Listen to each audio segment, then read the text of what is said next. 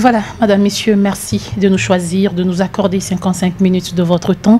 Nous nous retrouvons aujourd'hui pour en parler et nous avons un sujet qui fait la une de l'actualité. Il s'agit de la situation sécuritaire dans l'Est de la République démocratique du Congo. Et nous disons, Wazalendo, plus fort que les FARDC et la MONUSCO face au M23.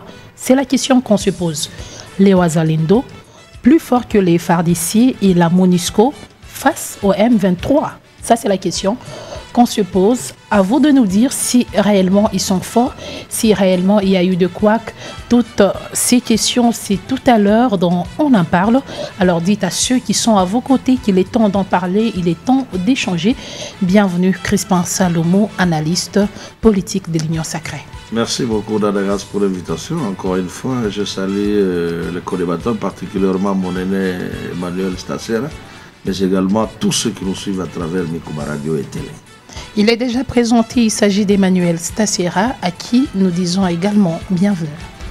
Merci, et je profite de l'occasion pour saluer aussi les co-débatteurs et aussi les téléspectateurs et auditeurs de notre radio qui ont fait longtemps sans nous entendre. Nous sommes avec vous. Salut encore. Merci à vous d'avoir répondu à notre invitation finalement. Nous avons Maître Djerim Bayo qui est également avec nous et nous vous disons bienvenue et bon début de la semaine. Merci pareillement. Merci. Aussi mes salutations aux co-débatteurs ainsi que à toute la grande famille des auditeurs de Mikoba. Et voilà, ma voix n'est pas tout à fait bonne, mais nous allons faire avec. Madame, Messieurs, je pense que vous allez nous accorder votre temps pour qu'ensemble nous puissions en parler. Puisqu'on dit on en parle, c'est-à-dire c'est vous et nous avons deux choses à nous dire. La RDC est notre pays, c'est-à-dire que les questions qui concernent la République nous concernent aussi, parce que nous nous disons nous sommes citoyens. Alors moi je préfère commencer avec vous, Crispin Salomo. Comment se présente la situation dans l'Est du pays? Merci bien Dadagas pour la question.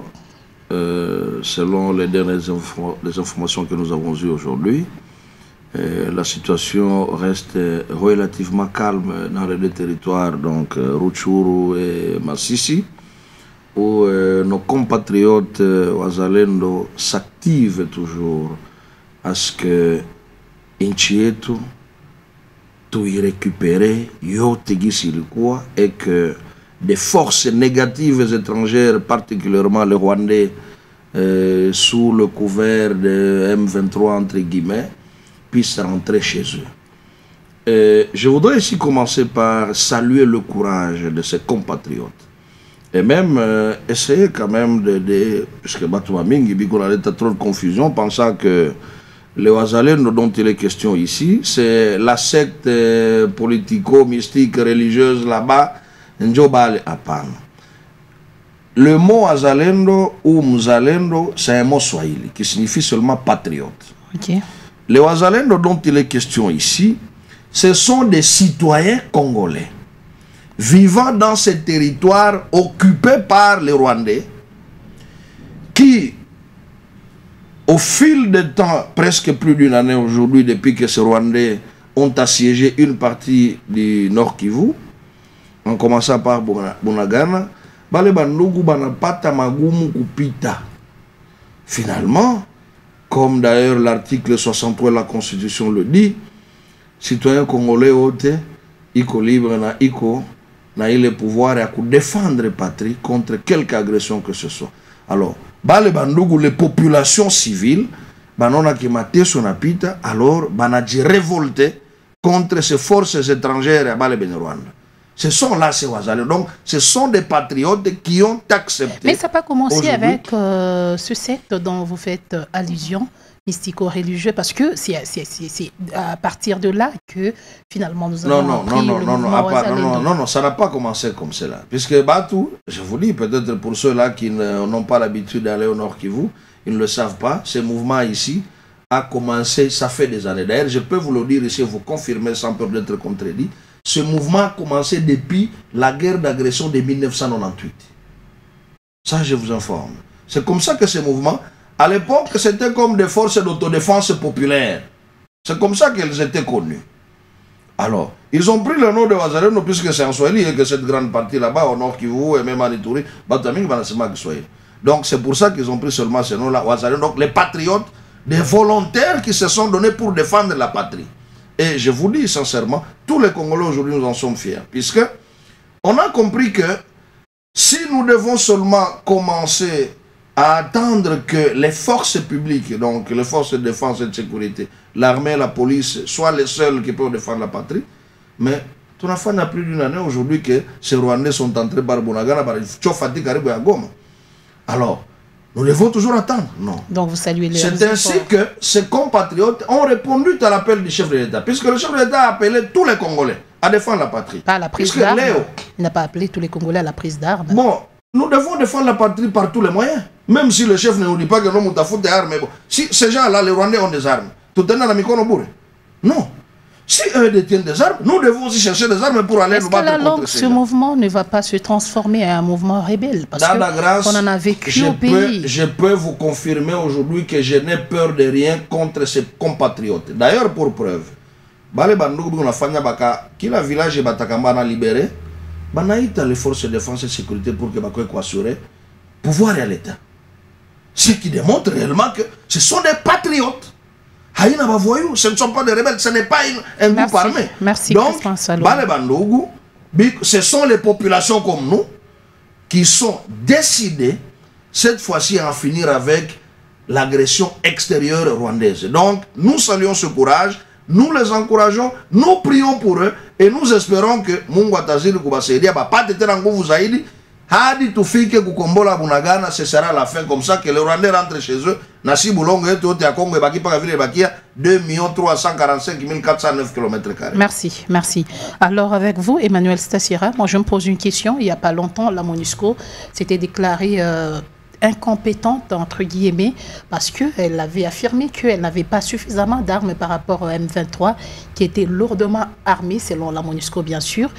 Et après, les FARDC, depuis qu'ils ont commencé, la situation a dégénéré. Mais finalement, aujourd'hui, nous parlons de Wazalendo. Nous enregistrons des efforts des villages qui sont finalement sous contrôle de l'armée congolaise.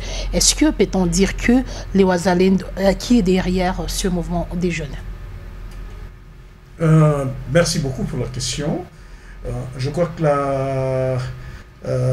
la question qui concerne la MONUSCO est tout à fait évidente s'il faut y donner une réponse, parce que la MONUSCO n'a pas un mandat offensif pour intervenir, sinon c'est une force d'interposition. Vous voyez, qui doit se mettre au milieu des deux ou plusieurs belligérants afin de les aider à trouver à l'amiable une solution pacifique. Alors, dire que la MONUSCO a fait ces déclarations, et effectivement, parce qu'on doit toujours se demander, le M23 qui agresse le Congo trouve où les moyens de pouvoir prendre les dessus sur l'armée régulière. Mais la situation que nous connaissons actuellement, je voudrais y prendre un peu de réserve, parce que ce n'est pas la première fois que nous allons entendre les responsables de l'État demander à la population de se prendre en charge. C'est comme on l'avait à l'époque de Mzee Kabila, et avec des mouvements comme FAP, Force d'autodéfense populaire, qui a donné naissance à plusieurs groupuscules qui, par la suite, ne nous ont pas donné de bons résultats. Donc, c'est pour cela que moi, j'aimerais prendre un peu de réserve, parce que je ne sais pas qui est derrière les Wazalendo, dont je salue d'abord les actions sur le terrain, le fait qu'ils arrivent à nous récupérer les territoires qui sont sous occupation étrangère, et nous donner cette assurance que nous pouvons les reconquérir. Ça, je suis en train de saluer, mais je reste encore me poser la question sur qui est derrière, ou alors qu'est-ce qui est derrière. Il ne faudrait pas que nous arrivions à un moment donné que ce groupe qui se prétend patriotique ou patriote pour le moment, puisse nous poser des conditions telles que on doit faire de nouvelles concessions sur le partage de pouvoir. Lorsque nous arrivons à l'insatisfaction... Est-ce que nous n'allons pas vers cette réalité? C'est ça que je crains. C'est pour cela que je vous dis que moi, je prends cette situation avec un peu, pas beaucoup, mais un peu de réserve. Mais je voudrais bien que ce qu'ils affirment puisse être une vérité. Qu'ils sont là parce que ce sont des citoyens congolais. Même moi, je voudrais, si vous allez me poser sur les territoires occupés par ces étrangers du M23, j'aimerais me battre. Et si je n'ai pas d'armes, je les dénoncerai. Vous voyez, donc il est dans l'esprit de tout Congolais de voir ces agresseurs partir. Quels que soient les moyens qui sont mis à leur disposition, ils peuvent toujours en faire usage pour que ces gens-là partent. Parce que ici, nous sommes en présence. Nous sommes en présence pendant une période de trêve. Nous sommes en présence des miliciens qui semblent être bien équipés. Et c'est la crainte. Vous voyez, et est-ce que les commanditaires qui pourraient soit traiter avec le gouvernement congolais, ne pourraient-ils pas, par après, poser des conditions disons, auxquelles l'État congolais ne saura se plier? Vous voyez, vous me posiez une question. Je me demandais, aujourd'hui, on nous parle de la récupération de la route Kichanga-Goma. Il y a aussi le territoire de Masisi, quelques villages ont été récupérés. Alors, moi, je me pose la question, parce qu'on a dit la M23 est vraiment lourdement armée face au Wazalendo qui n'a pas d'armes, qui se bat avec des machettes et tout. Trouvez-vous cela réaliste ou il y a quelque chose qu'on ne sait pas? C'est ça que je vous dis, mais aujourd'hui, vous n'êtes pas en présence de personnes qui sont armées de machettes. Vous avez des gens qui ont un armement conventionnel. C'est-à-dire, ils ont des bonnes armes, ils ont une bonne stratégie, et ils ont une bonne tenue. Voilà pourquoi je vous ai dit, bon, je ne sais pas. Et si donc le gouvernement congolais a des assurances que ces gens-là se battent pour l'intérêt de la nation congolaise par cette motivation patriotique, j'aimerais bien que ces gens-là soient soutenus. Moi, personnellement, je les soutiens par le fait que les territoires occupés jusqu'alors sont en train de revenir aux citoyens congolais. Mais lorsque nous sommes sur le terrain avec la population des Luturi, de Masisi, Nyiragongo et les autres, vous allez trouver que c'est une satisfaction parce que personne ne veut du M23. Par le fait tout simplement que c'est un groupe qui n'est pas du tout sain, parce qu'il y a la présence étrangère qui s'est même déjà confirmée, une main du Rwanda qui est là. Donc, un citoyen congolais que je suis, donc je pourrais aussi m'aligner du côté des citoyens qui sont là, parce que c'est un espoir pour nous. Mais je vais demander à ce groupe qui se bat en faveur de notre population, en faveur de l'État congolais, sans sous-estimer l'armée. Mais seulement, il faudra que le gouvernement congolais soit conséquent en ce sens qu'il faut bien assurer un encadrement à ces gens-là pour qu'il n'y ait pas une quelconque dérive de leur côté. Parce qu'une fois qu'ils sont déçus ou qu'ils ne sont pas satisfaits dans leurs revendications, et ça pourrait dégénérer et nous causer je sens une crainte en vous je voudrais vous dire qu'ici, on ne parle pas, comme je venais d'entendre mon frère le dire, à propos de la définition des Wazalendo. C'est un mouvement qui avait commencé avant, mais ici, on nous parle d'une dizaine de milices. Donc ce sont des groupes qui n'ont pas commencé avec l'objectif de déloger les M23. Ici, je pourrais dire que nous sommes en présence des milices qui se disputent l'autorité afin de pouvoir se donner une certaine considération ou un poids sur leurs revendications vis-à-vis de l'État congolais. Voilà la crainte. Mais faisons foi. La première des choses, réglons d'abord le problème avec les étrangers. C'est ça que moi je peux admettre. Réglons le problème avec les étrangers. Et ce qui va rester, c'est une cuisine interne. Ça va se régler avec eux. Je vois Christophe Salom en train de sourire. Apparemment, il n'est pas d'accord avec le mot groupe de milices. Je pense que je vais revenir. Mais entre-temps, Maître Djerim Bayo, avec vous, j'attaque la question principale qui dit Ouazalendo plus fort que les FARDC, la MONUSCO. Je me permets d'ajouter même l'EAC. Est-ce les Ouazalendo sont-ils forts?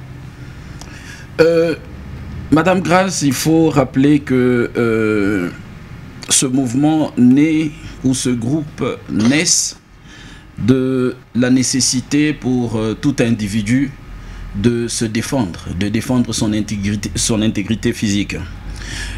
Vous avez vécu avec nous ici à Kolwezi depuis un certain temps où que nous avons connu le banditisme qui montait et qui devenait vraiment un danger permanent dans les différents quartiers. Les jeunes se sont organisés pour commencer à veiller chaque nuit, et qui passaient à tour de rôle dans les différentes habitations pour y avoir de quoi se payer du café, du thé et ainsi de suite, pour savoir tenir toute la nuit et protéger le quartier. Ceci est un sentiment, est une nécessité tout à fait naturelle de chaque individu. Voilà pourquoi la loi a voulu ériger cela en droit. C'est comme ça que vous allez retrouver facilement en matière pénale le droit à quelqu'un ou le droit pour quelqu'un de se défendre, ce qu'on appelle la légitime défense. Donc tout être humain, tout individu a le droit, lorsqu'il sent que son intégrité physique est mise en danger, mise en mal, de pouvoir prendre les dispositions pour, n'est-ce pas, se défendre. Et je pense que tel a été le cas aussi, peut-être à l'initiative de la création de ce groupe qui commence petit à petit à prendre de l'ampleur. Parce que d'après France 24, d'après aussi TV5 et même VOA Afrique, ce groupe Ouazalendo, ainsi appelé, est né après la résurgence du M23 en janvier 2022.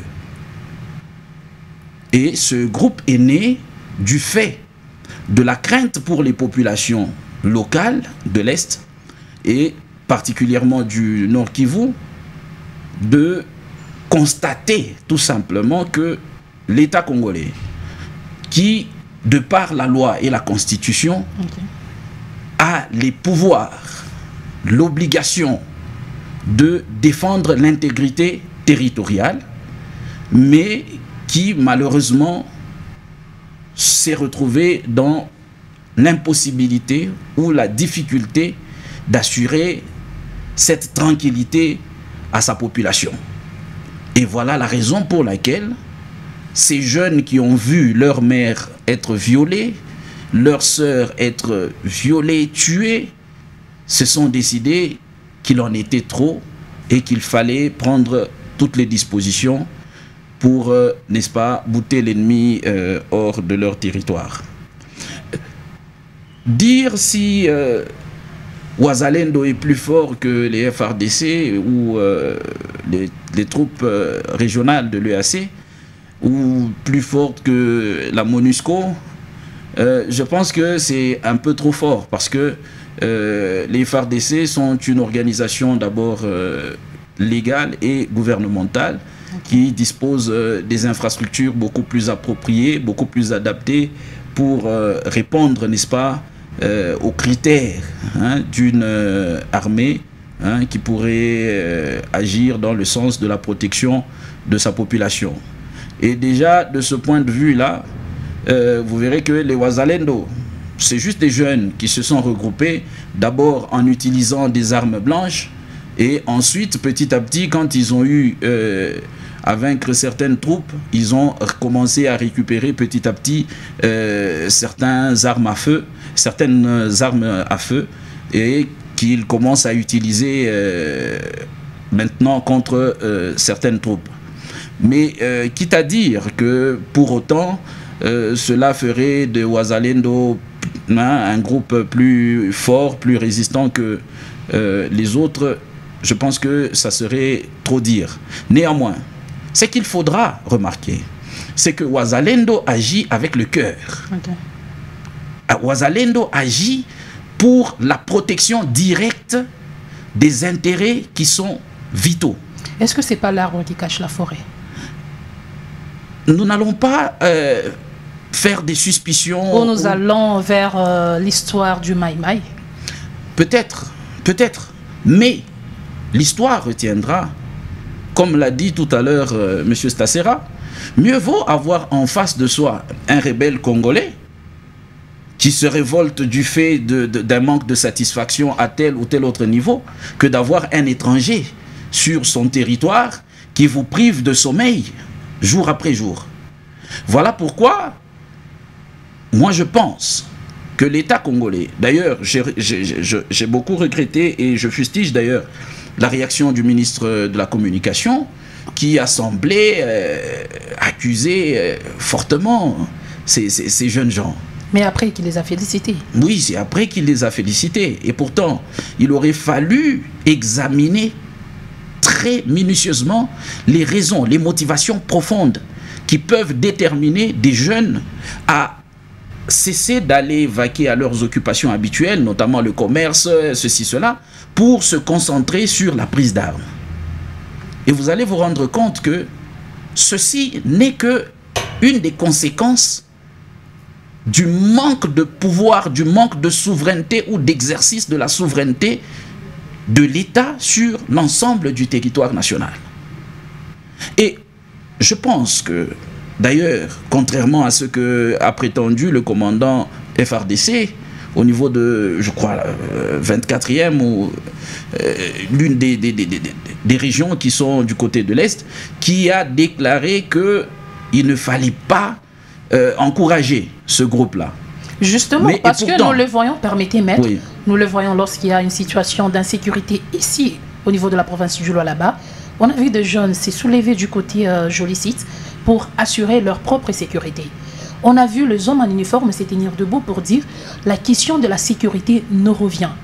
Donc, dormez dans vos maisons, ça c'est notre devoir.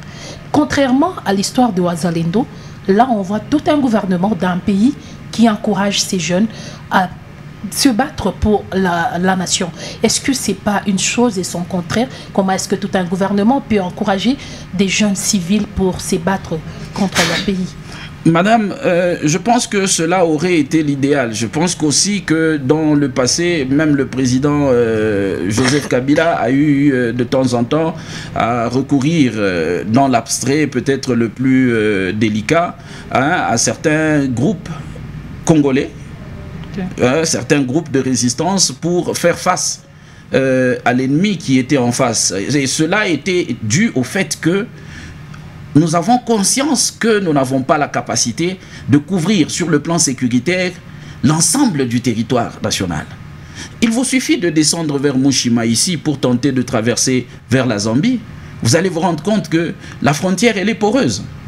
Il y a des endroits où vous pouvez passer de la Zambie à la RDC, de la RDC à la Zambie, sans n'avoir jamais rencontré, je ne sais pas, un fonctionnaire de l'État qui pourrait vous poser quelques questions que ce soit. Et dans ces conditions-là, il est tout à fait normal que les coins où la présence militaire ou policière n'est pas assez importante ou presque inexistante, que les populations locales s'organisent en termes de groupes d'autodéfense pour permettre à ce que, lorsqu'elles sont attaquées, surtout s'agissant de l'Est de la République démocratique du Congo, où il y a des attaques, il y a des rébellions qui n'en finissent pas, il est tout à fait légitime pour les populations locales de s'organiser pour leur propre défense. Mais seulement, vous allez vous rendre compte que le commandant des troupes de l'EAC, qui a été voir le commandant de la MONUSCO, sont en train de condamner ces jeunes gens-là en disant, en prétextant d'ailleurs, dois-je le dire, que ces jeunes gens empêchent le bon déroulement des accords de Nairobi et de Luanda.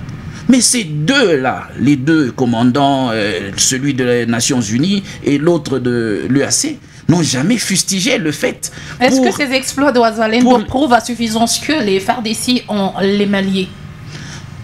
Les FARDC n'ont pas les mains liées en tant que militaires. Ils n'ont pas les mains liées.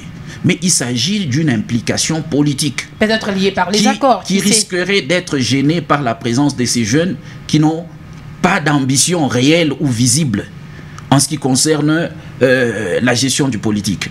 Parce que, soit dit entre nous, madame, nous avons débattu sur ça, sur ce même plateau, avec vous.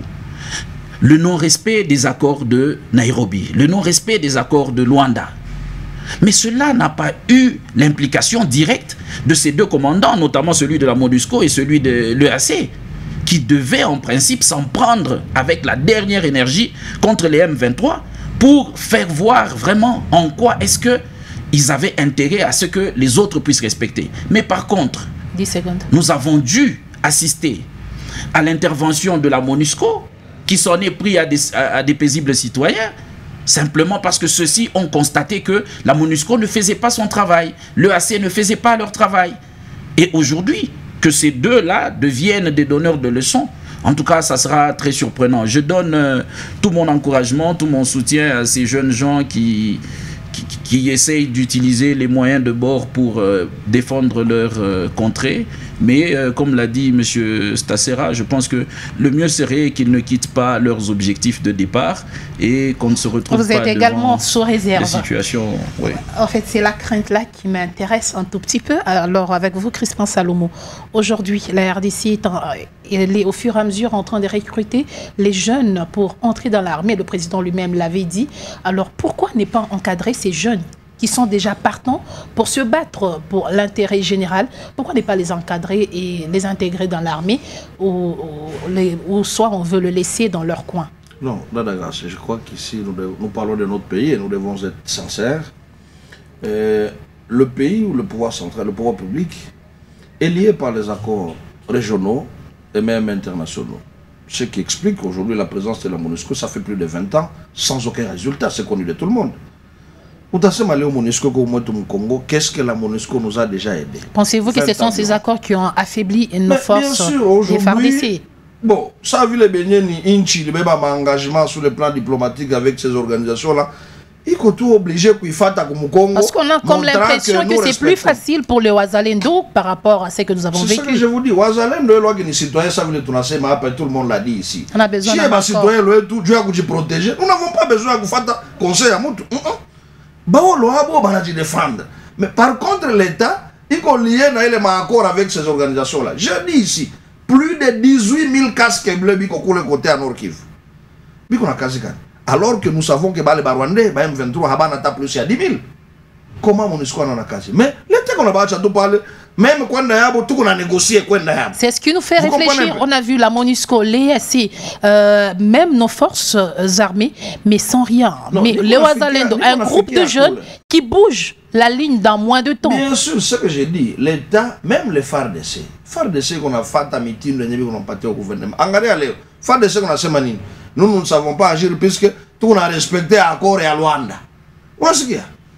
Puisque, bon, qu'on a répondre comme exigence à l'État. L'État nous mondial savait les engagements. C'est là où moi je l'ai dit ici. Que non, si les Congomani, mon niveau de diplomatie, nous ne pouvons pas compter sur qui que ce soit. D'ailleurs, moi je disais ici que nous devrions quitter toutes ces organisations hypocrites. En commençant par l'ONU. Ou dans ce moment, l'ONU, MONUSCO, qui est la force que l'on croit être la plus grande force de maintien de la paix au monde. Puisque na Tchanga, ma pays, il y a toutes les grandes puissances. Bondo, est-ce que vous pouvez vous rendre compte un peu?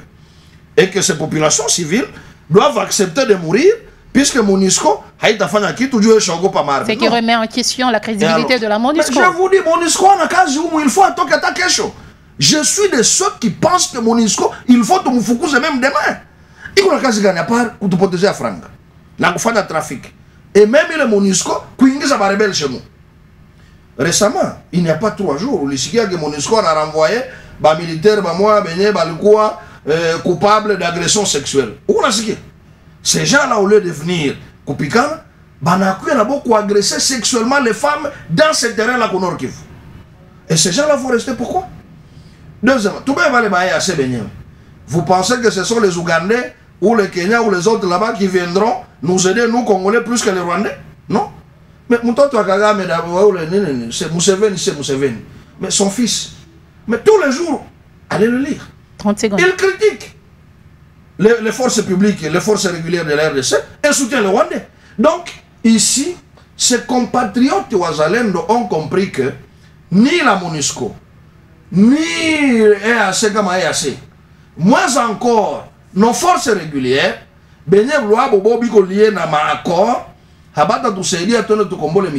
c'est comme ça que eux-mêmes, et hier, j'ai vu quand même sur les réseaux sociaux, qu'il y a des jeunes gens qui ont quitté le territoire à Machabunda, Walikale et consorts, qui vont encore là-bas pour renforcer. Et je le dis, tous les Congolais, comme l'a dit d'ailleurs Moussa Stasser ici, tout Congolais qui serait de ce côté-là serait prêt à rallier ce mouvement, pourvu que d'abord tout reconquérir intégrité territoriale et aussi tout jouer en sécurité. Dans la grâce, plus de 20 ans.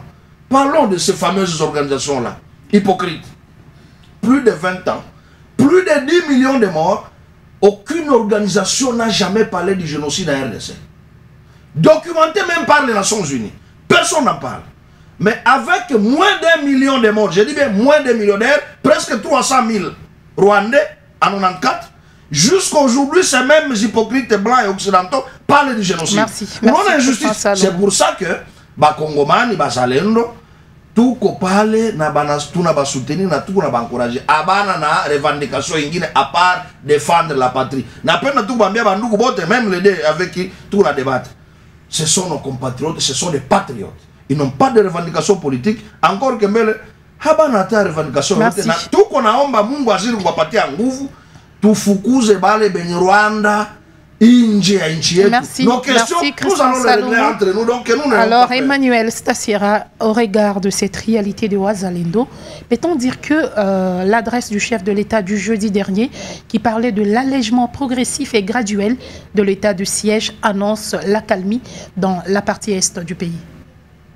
Vraiment, je dirais d'abord que depuis que nous avions commencé, depuis qu'on avait décrété l'état de siège, je n'étais pas la personne vraiment qui s'est ralliée dans cette perspective, parce que moi, je faisais foi plus à notre armée, qui est une unité professionnelle, qui devait tout faire pour pouvoir récupérer les territoires qui ont été envahis par conquis, mais envahis par ces rebelles-là. Vous comprenez? Donc, en finir avec l'état de siège, c'est un souhait. C'est ce qui donnerait à notre armée cette responsabilité de pouvoir protéger l'intégrité territoriale. Oui, mais je voudrais plaindre mon gouvernement, je voudrais plaindre l'État congolais.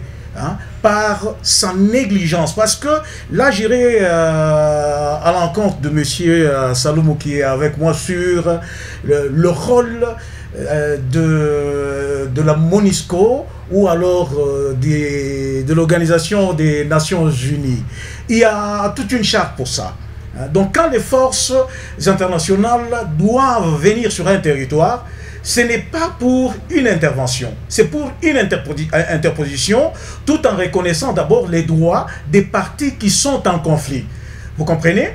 Donc là, le fait que le M23 contient en son sein un groupe étranger, ça c'est une affaire auxiliaire. Donc la responsabilité de la défense, de la protection de notre territoire, de l'intégrité du territoire, dépend totalement de notre armée. Donc nous allions aussi, l'armée ou l'État congolais semble tourner son attention ailleurs qu'au problème le plus crucial qui est celui de l'agression par des étrangers sur notre territoire. Vous voyez, donc on devait en profiter. Vous allez comprendre avec moi que les Wazalendo ont profité du temps que les autres sont distraits avec la trêve, avec le cessez-le-feu, vous voyez, pour pouvoir s'organiser encore beaucoup plus. Ça a commencé à Butembo, non, les jeunes gens s'organisent pour faire obstacle à l'avancée des rebelles. Aujourd'hui, nous sommes devant une organisation dont nous ne pouvons pas nous séparer. Vous voyez, les Wazalendo tels qu'ils sont là demandent l'appui de tout Congolais. Mais le gouvernement que je plains moi ici... Dans une minute. Oui, le gouvernement que je plains devait organiser l'armée. Même lorsque nous allons recruter les jeunes gens, nous ne pouvons pas les recruter pour aller les jeter sur le champ de bataille. Nous devons leur donner une formation convenable, une formation adéquate afin qu'ils soient capables d'affronter l'ennemi qui agresse et qui a formé Congo. les Wazalendo s'il faut y aller dans cette optique, parce que eux s'encadrent eux-mêmes, mais finalement nous voyons le preuve. Mais si personne, si le gouvernement, si l'État congolais ne les a pas formés, mais nous sommes dans cette obligation de les soutenir. Nous devons les appuyer. Et nous devons les approcher et savoir ce qu'ils veulent. Merci. Et à cela, nous devons également penser à motiver notre armée. Et là, vous allez comprendre que l'armée congolaise, ce n'est pas qu'elle n'est pas forte, c'est tout simplement parce que notre armée n'est pas motivée. Donc, il n'y a pas une volonté. Dans ces jeunes gens, comme je l'ai entendu dire ici, il y a cette motivation naturelle de vouloir se protéger, de vouloir protéger son territoire ou alors son intégrité physique. Et cela nous ramène dans les articles de la Constitution. Merci. 63, 64, on doit faire obstacle à toute personne qui voudrait s'accaparer forcément du pouvoir, ou alors le citoyen congolais est appelé par lui-même à opposer à une résistance à quiconque voudrait envahir son territoire. Merci ou alors, Emmanuel Stasera. Merci. Dans 2 minutes, Maître Djiri, peut-on finalement conclure que ces mouvements est reconnu par le gouvernement congolais? Je peux parler d'une reconnaissance tacite. Parce que la reconnaissance d'un mouvement comme celui-là, sur le plan juridique, serait une aberration pour l'État. Parce que les États ont convenu, dans le cadre du concert des nations, des mécanismes par lesquels ils doivent agir pour défendre l'intégrité de leur territoire. Et le recours à des groupes d'autodéfense, cela n'est pas en principe prévu. Néanmoins, il y a aussi des textes, notamment la Déclaration universelle des droits de l'homme, la Déclaration sur la défense des peuples autochtones. Il y a plusieurs déclarations qui vont dans le sens de donner droit à des populations qui se trouveraient en danger du fait d'une agression, de pouvoir prendre les mesures nécessaires pour se défendre. Tel que nous l'avons dit plusieurs fois, il se pose un sérieux problème de gouvernance. Parce que tout ceci repose sur les prises des décisions de nos autorités. Lorsque nous décidons de placer le Nord Kivu sous état de siège, nous devons nous poser la question de savoir, est-ce que les questions suffisantes et nécessaires avaient été posées en son temps pour en arriver à cette décision-là? Est-ce que c'était une bonne idée? Deuxième chose, nous devons évaluer le temps de cet exercice-là.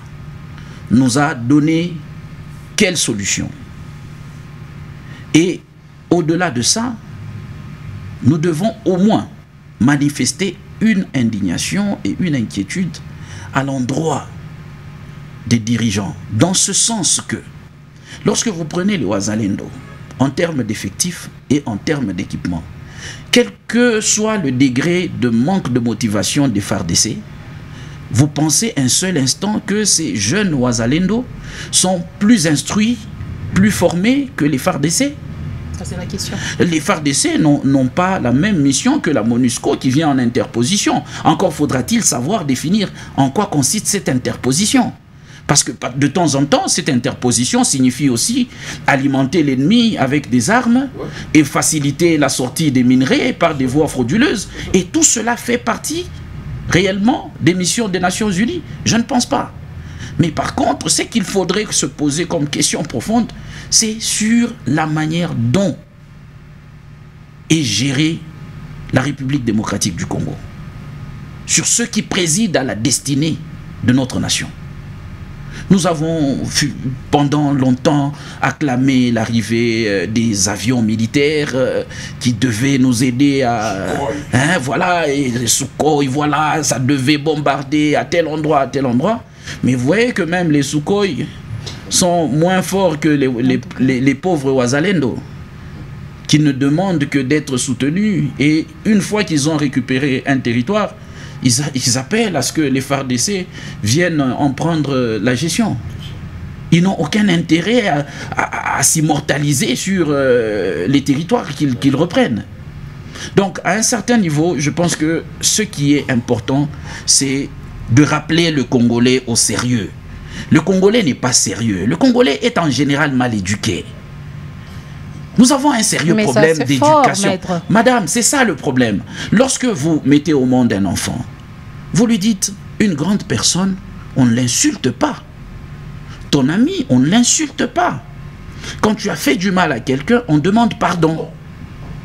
Quand on a mis l'argent pour la maison, on n'y touche pas. Tu n'as pas le droit d'entrer dans la chambre de papa et d'y prendre de l'argent pour aller te payer les bonbons. Et quand l'enfant grandit avec ces valeurs-là, il les considère comme étant l'essentiel de toute sa vie. Et quand il devient grand, il ne fait pas de confusion entre le trésor public et sa poche. Il ne prend pas l'argent qui est destiné au FARDC. Vous pensez qu'il y a le libertinage dans la gestion de la chose publique? Madame, tout ce que nous vivons n'est que conséquence d'une mauvaise éducation. Vous allez voir que les différentes corporations, les avocats, les médecins, ils sont toujours accompagnés d'un règlement intérieur. Ce règlement est lié à quoi? Au fait de la prise de conscience que les personnes qui composent ces corporations-là viennent de différentes familles et de différentes éducations, mais pour le bien du fonctionnement de ces corporations, on met en place des règlements au-delà desquels personne ne peut aller. Et ça permet à ce que, quand quelqu'un a enfreint, il y a une sanction qui tombe sur lui. Voilà la même chose qu'on doit transposer simplement au niveau le plus élevé. Veillez à ce que les gens soient un peu plus éduqués que maintenant. C'est cela qui va aider le Congo à se développer et à tenir tête à tous ces groupes militaires qui envahissent l'Est de notre pays. Donc voilà un peu ce que moi je peux. Et d'ailleurs, je voudrais, avant que nous ne passions à autre chose, je voudrais bien que, profitant de cette occasion, demander au chef de l'État d'avoir le courage d'aller un peu plus loin que ce qu'il dit jusque-là au niveau des Nations Unies. Qu'il dise, comme il l'a fait avec le Rwanda, qu'il le dise aussi en ce qui concerne la MONUSCO. C'est vraiment une organisation des barbares qui se trouve au Congo. Que quelqu'un me dise pourquoi il y a la MONUSCO à Lubumbashi avec une aussi grande représentation. Il y a quelle guerre là-bas? Il y a quelle guerre qui dure combien de temps pour que la MONUSCO reste vraiment basée sur Lubumbashi? On aurait compris sur Kinshasa parce que c'est la capitale, peut-être dans le cadre de relier certaines informations, la coordination des opérations sur terrain, qu'ils aient une représentation peut-être à Kinshasa ou bien dans une zone stratégique, mais une représentation en plein cœur de Lubumbashi, de la MONUSCO qui n'en finit pas. Et mais que le chef de l'État leur demande un peu de démarrer leur véhicule et de trouver une destination. Merci maître. La ligne est ouverte. Dites-nous ce que vous pensiez par rapport au sujet du jour, au plus de 143. Oui, allô?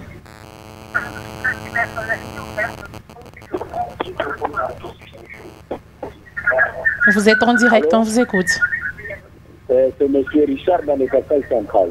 On vous écoute. Allô, madame? Bon, j'aimerais poser la question à Maître Crispin. Oui, je lui pose la question à M. Crispin pour savoir est-ce que le Ouazalendo, c'est une force négative ou quelle est l'importance de Ouazalendo? Parce que jusque-là, on ne connaît pas celui qui est en train de les approvisionner. Merci de nous appeler depuis les Kasaï centrales. On avance, plus de 143, 97, 33, 32, 833. Vous n'avez qu'à poser toutes les questions que vous avez autour de ce mouvement des jeunes Ouazalendo. Oui, allô? Maman Grasse, bonjour. Bonjour, vous êtes en direct. Je suis invité par ma loi, invité de plateau. Ok. Pour que nous ayons un sujet, le problème, il y a guerre, il y a Ouest. Le problème qui est tourne à du Lisa, parce que on ne refuse pas que nous, le peuple congolais, tout faire échec ou tout défendre le pays et tout. Et c'est que les questions, moi, je me pose,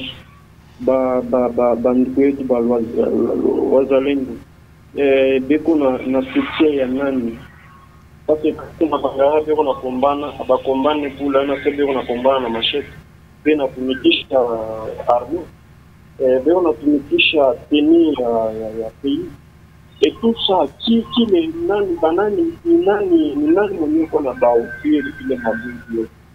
Donc c'est ça les questions. Donc, il ne fallait pas que pourquoi na ile souhait ya kupita mikono kiekesho ikikutanisha les histoires, les mêmes histoires que kuna ya M23. Parce que hakuna wala nzima ya M23 ni ya Rwanda. M23 na yeko na mautiaji, pas vraiment na wazalendo. Donc la question qu'on peut se poser actuellement, il y a pour nous avec nani, de quoi soutenir nani. Si aujourd'hui chez Bandi, pour défendre le pays, pour débattre, oui, on ne refuse pas. Mais le gouvernement, il est pour la case du pays. Parce que le gouvernement, il est là pour sécuriser. Pour sécuriser le peuple, il y a une stabilité multiple. Mais ça, maintenant, on a vu. Donc, il y a travaillé, il y a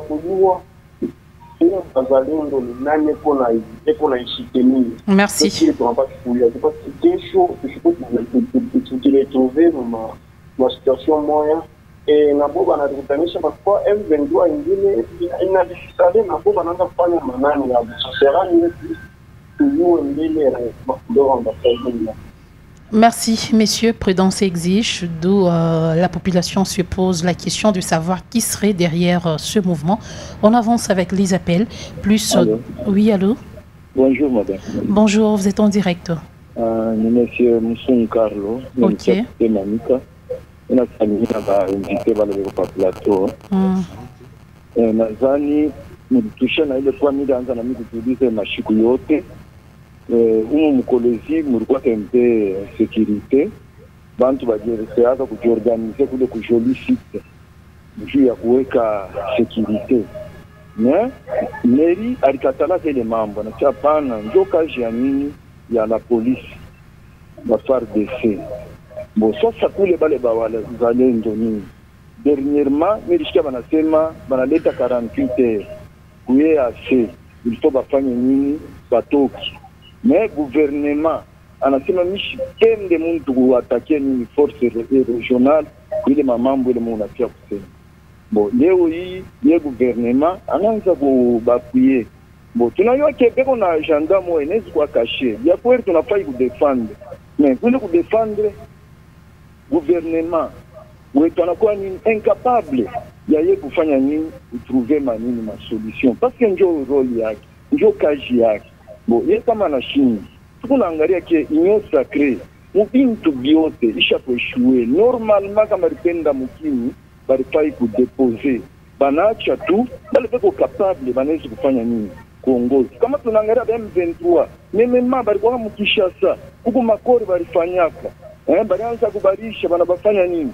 Leo ili M23, arisha kugeuka. Memema, aba bawazalendo, atuyuwe. Ile mawazo yabo paka vile teko na imposer kusema asi afanye nini ende ina pia kwenda bafanye kingi kama tunaangalia mimi napenda kumuuliza nini Monsieur Salum dernièrement alikuwa kuna sema asia no banamtosha nini muyeji nini mu gouvernorat mwile yari yenga mwile akili eske Mungu atashikia furaha bale beko naingia amo bo sasa leo hii. Merci. Je pense que vous nous détournez du sujet. Merci. Merci. Je préfère que vous puissiez nous écrire parce que là, c'est un sujet qui n'est pas à l'ordre du jour. Alors, Emmanuel Stassira, vous venez d'écouter ce qu'ils nous ont appelé. Il y a une question qui se pose. Qui soutient ou qui approvisionne ce mouvement de jeunes Wazalendo? Je pense que les auditeurs, ils ont la même peur que j'ai. Et la seule façon par laquelle j'ai fait confiance, c'est en les reconnaissant comme des citoyens congolais. Oui, mais je ne voudrais pas qu'à la longue, comme on l'avait déjà vécu, comme on l'a dit avec le phénomène Maïmaï, comme j'appellerais aussi ceci comme un autre phénomène, donc le phénomène Wazalendo, par le fait simplement que ça n'a pas de définition.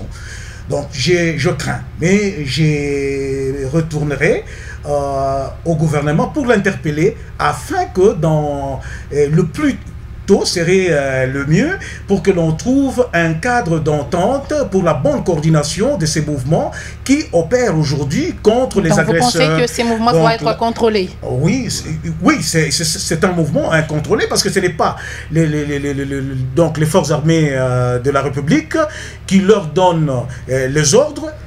Ils reçoivent par contre les ordres de leurs commanditaires que nous ne connaissons pas.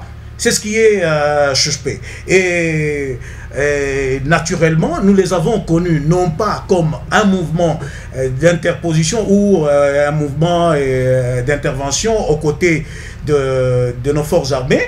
Nous les avons connus comme de groupes rebelles. Donc on doit les identifier. Merci. On parle d'une dizaine, nous devons les connaître tous, afin que l'on soit très sûr de ce qu'ils sont en train de poser comme action. Merci, Emmanuel. Que le gouvernement congolais ne dorme pas. Et là, j'interpelle le chef de l'État, j'interpelle le gouvernement congolais tout entier pour qu'ils se mettent là-dessus pour ne pas encore causer un désarroi à notre population. Merci. Merci. Alors, Crispin Salomo, selon les appels, il y aurait un agenda caché derrière ce mouvement. Non, les Wazalendo n'ont pas d'agenda caché. Et d'ailleurs, vous savez qu'il n'y a que chez nous au Congo où des compatriotes peuvent penser que dans une minute également. Et pendant que la même personne dit, ici chez nous, nous avions connu ce cas, quand les jeunes gens montaient la sécurité ici, qui était derrière? Non, les populations civiles, et non, mon frère Jerry l'a dit ici, tout individu de nature, il connaît les droits et à protéger. Donc c'est une qualité que tout le monde a. Ah, il n'y a personne derrière les Wazalendo, notre frère du Kassai central doit le savoir. Il n'y a personne qui est derrière ses compatriotes. Non, ce sont eux-mêmes qui s'organisent. Là, je rejoins M. Statser, là je suis d'accord. Il faut que l'État fasse de son mieux, puisque l'autorité de l'État doit être établie sur tous les territoires nationaux. On a l'impression qu'ils ont pris les dessus sur les FARDC. Bon, pas prendre les dessus, puisqu'ils ne sont pas en concurrence avec les FARDC. Bien qu'on a défendre patrie, on dirait que les FARDC devient maintenant sous ordre de Wazalendo. Non, les FARDC ne sont pas sous ordre de Wazalendo. On dirait, tout est clair. Partout là où ils passent et qu'ils le récupèrent, ils demandent à ce que la force publique... Exactement, c'est-à-dire eux sont à l'attaque, les FARDC n'attendent qu'on leur remette de village. Pourvu que nous puissions atteindre l'objectif. Dans la grâce, pour ce qui est de la défense, nous Congolais n'avons pas besoin de nous devons d'abord atteindre l'objectif. D'abord, bouter dehors l'ennemi. Les questions internes, nous allons les régler entre nous n'avons pas de problème. Merci. Donc, ici, nous soutenons nos frères Wazalendo. Nous prions pour eux pour que tout fout. Merci Crispin Salomo. Nous n'avons pas besoin de savoir qui les soutient, qui ne les soutient pas. Prudence exige quels sont les garde-fous à mettre sur pied pour que demain on ne regrette pas des actions de ce mouvement qui vient de naître. Il est tout à fait normal que le gouvernement s'intéresse davantage, mais j'ai comme l'impression qu'il se dégage une sorte de honte pour le gouvernement à faire ce mouvement-là, parce que il n'y a pas très longtemps, le gouvernement, l'armée a lancé l'appel au recrutement et tous les jeunes qui étaient intéressés par cela ont accédé à l'armée. Mais aujourd'hui, quand vous voyez d'autres jeunes qui sortent de cet appel-là pour faire une autre action, c'est qu'il y a un manque de confiance entre ceux qui se mettent sur la nouvelle direction et ceux qui ont été appelés à se mettre sur la direction gouvernementale. Donc, à un certain niveau, je pense que méfiance exige. Il faudrait, de la même manière que nous allons prendre avec réserve peut-être la détermination de ces jeunes-là, Mais en même temps aussi, nous devons aussi nous poser des questions sur pourquoi ces jeunes mal équipés ont la facilité de récupérer des territoires, justement, mais que l'armée bien équipée et mieux outillée, bien instruite, n'arrive pas à le faire. L'armée est infiltrée. Donc voilà toutes ces questions-là. C'est flou, inquiète, mais en tout cas. moi, je reviens encore comme dernier mot, je demande au chef de l'État de bien éduquer toutes les personnes autour de lui pour le bien-être de toute la nation. Merci à vous d'avoir répondu à notre invitation. Madame, messieurs, merci également à vous de nous avoir accordé 55 minutes de votre temps. Nous nous excusons pour les appels qu'on n'a pas pu prendre faute de temps. Et donc, restez en compagnie de Mikouba Radio et Télévision. On se retrouve demain, mardi à 14h32, heure du Lualaba.